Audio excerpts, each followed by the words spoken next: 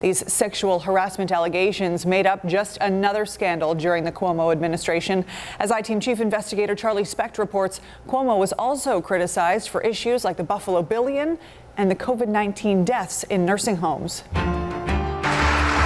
One of the first major scandals of Governor Andrew Cuomo's tenure involved the Moreland Commission to investigate public corruption. In 2013, the governor appointed the commission to look into wrongdoing by elected leaders. But the New York Times reported that the governor quickly shut down the probe when investigators started looking into people close to him. That led to a federal investigation by U.S. Attorney Preet Bharara, but no charges. Though new information has surfaced in recent days that suggests Cuomo may have tried to influence or stop the probe by calling the Obama White House. In 2015, Bharara opened a criminal investigation into Cuomo's highly touted Buffalo Billion economic development program. That probe uncovered corruption with the awarding of contracts to Cuomo donors for what would become the $750 million Tesla plant in South Buffalo. Developer Louis Simonelli was sent to federal prison for more than 2 years. Cuomo denied any wrongdoing, but the scandals with some of his key advisors continued. SUNY official Elaine Caballeros, a special advisor to the governor, was sentenced to 3.5 years in prison in 2018 for a separate corruption scandal.